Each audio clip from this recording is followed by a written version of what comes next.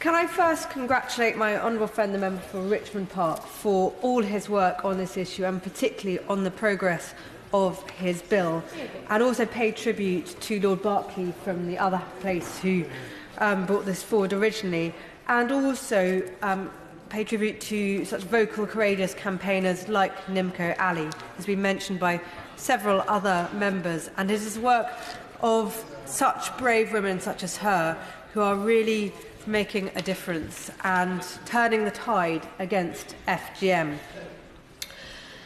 Mr. Deputy Speaker, I'm going to read out the story of a 14-year-old girl who now lives in the UK. I'm going to call her Amina. But I should warn you and other members here that this might not be very comfortable listening. She says, "I was 6 years old when it happened to me. I knew what was going to happen. I knew they were going to cut me because a lot of my friends had had it done. My friends had told me that it was really painful and that it was horrible, so I was terrified. I was at school when they told me it was my time. My uncle and aunt came to take me from the school. It was my sister's time too. She was 8 years old. The woman who cut us was my grandmother's sister, and she was going to cut us in a tent near a huge tree. They used ropes to tie our legs apart, and there were lots and lots of girls there. I could hear screaming, lots of horrible screaming, and there was so much blood. Girls were crying. Then they said it was my turn. I ran away. I ran as fast as I could, but they sent boys after me, and they caught me. They took my legs and my arms and carried me back. One of them was my older brother. He helped carry me back to the cutter. They tied me down. I was fighting as hard as I could, but they were stronger. I was screaming. The old woman, my great-aunt, used a razor blade. It was clean and new, but there was no anaesthetic when she cut me." You can find out more of her story on the website of the Sexual Health Charity book.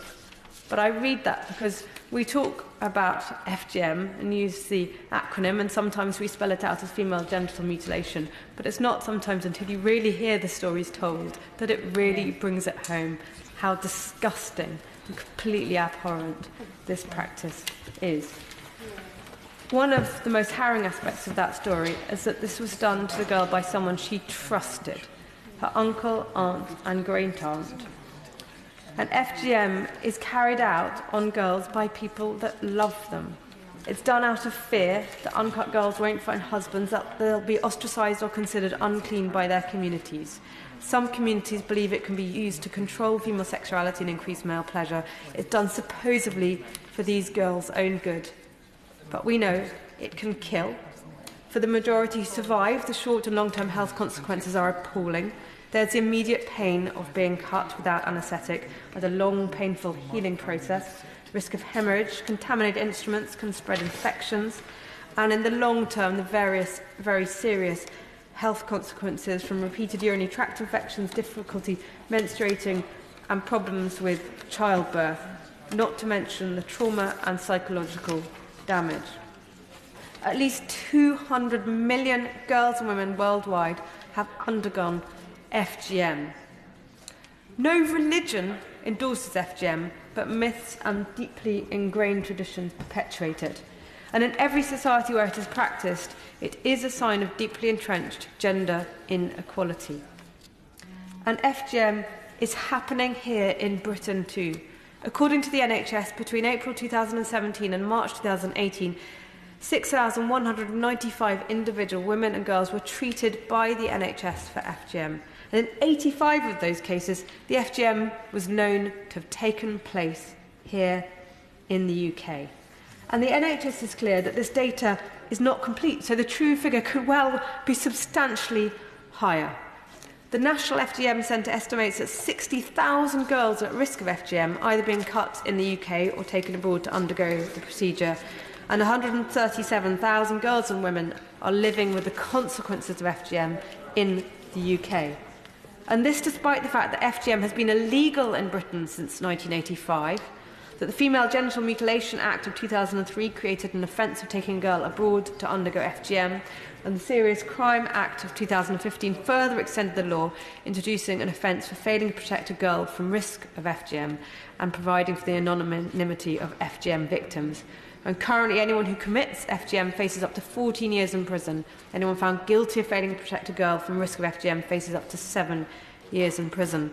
And as we know, last week, the mother of a 3-year-old girl was sentenced to 11 years in prison.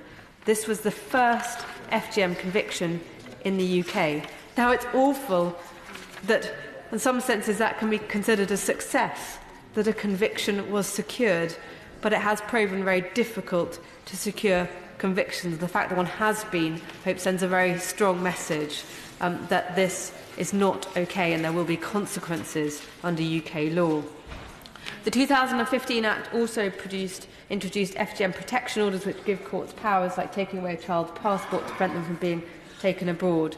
And this bill will close a small gap in the law to make the process of issuing a female genital mutilation protection order a little bit easier. I will wrap up, Mr. Deputy Speaker, because I can see you would like me to conclude. So in conclusion, I will simply say, ending this barbaric practice and overturning the misogyny that underpins it, as well as those cultural practices that have enabled it to continue.